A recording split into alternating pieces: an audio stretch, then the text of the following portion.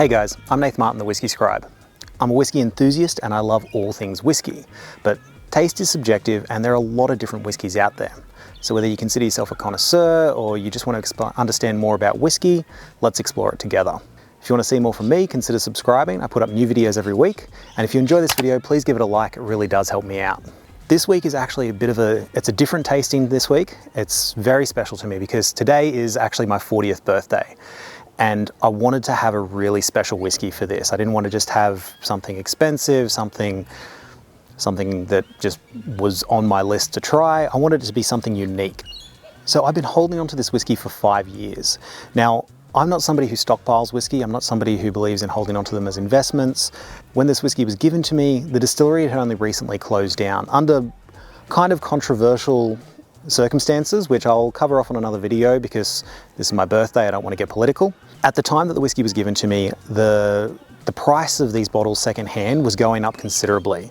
And I thought, as much as I don't believe in buying whiskey as investments, I figured that if I waited a few more years, I could probably sell this one for a few $1,000s and use that money to buy a lot more whiskies that I would really enjoy.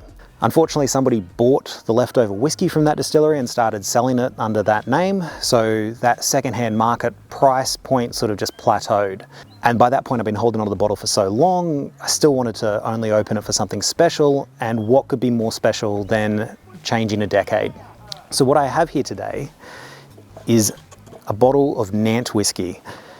This is the French Oak Pinot Noir Wood. Came in a beautiful little box set. And it's 63% alcohol volume. So this is from the Tasmanian Highlands. It's one of the very early distilleries that started in Tasmania. By all accounts, these whiskies are quite good, but I've never actually tried a Nant whiskey. So what better day than today?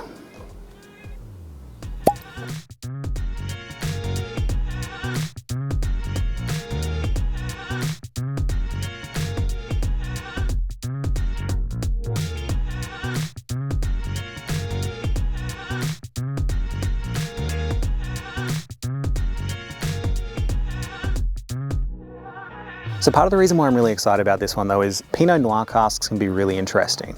So Pinot Noir is more of a soft, subtle wine, but for some reason when you put whiskey into a Pinot Noir barrel, sometimes it has this flip effect. So if you've ever had anything from Coastal Stone Distillery, their Pinot Noir cask whiskey is more robust and almost rough than their Shiraz cask whiskey, and Shiraz is a whiskey that's renowned for being more robust. So the color that's come from those Pinot Noir casks is beautiful. You've got this red hue that's in there with the whiskey, and there's some really thick, oily legs coming down the glass. Oily whiskey always makes me really excited. Now, being 63%, I'm definitely getting some strong notes here. There's aspects of the wood, but it's a little bit astringent. I'm getting elements of red wine in there with almost moldy wood. I think I'm just going to overthink it if I smell it too much, so I'm just going to go right in.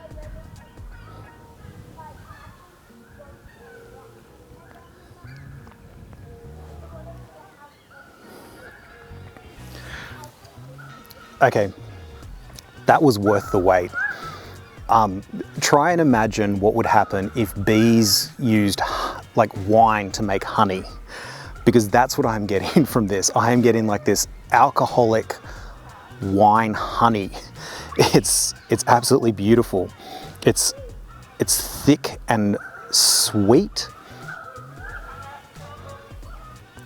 There's just enough oak for it to be considered earthy, but wow, that was well worth the wait. I have to admit, I was nervous because you build something up for too long and it can almost never live up to that expectation, but this was amazing.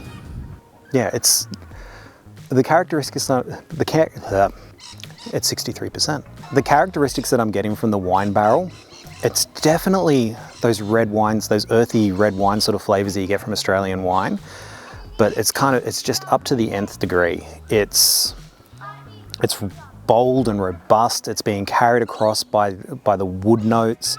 There's not really much bitterness here. On the nose, I was worried that there was going to be a little bit of bitterness. There was almost this scent of like nail polish remover. you know, the nice nail polish remover, not the cheap stuff. But what's come across in the palate is just really refined, and it's just perfectly balanced.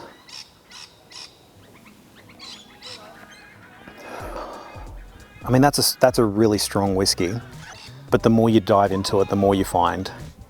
So there's some really, almost kind of some stewed plum notes in there. You're getting these beautiful, yeah, I would say dark fruits.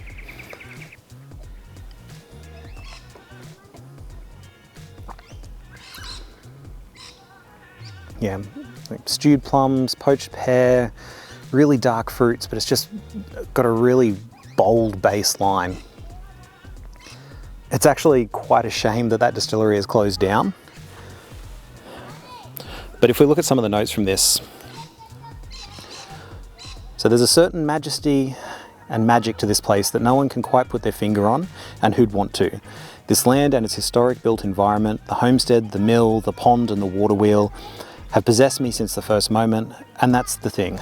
It's such as Nant Estate has a dignity, a destiny all of its own. And I, a traveller called home at last, can only be humbled and privileged to be part of this unfolding story. It's a shame you botched it. But this is non-chill filtered, no caramel added. So this is a pure whiskey. It came off the still, it went into a barrel, it went into the bottle, and then it went into my glass. And it was well worth the wait. I'm going to close it off there so I can just enjoy this whiskey a little bit more. I know this is probably a bit of a short one this week, but I'd love to hear if you've got some whiskey that you've been holding on to. Have you been waiting for the right occasion to try it? What whiskey is it? And what occasion do you think is going to encourage you to bring it out and to actually try it for the first time? Because after trying this, I would encourage you to do that as soon as you possibly can. Don't sit on a whiskey.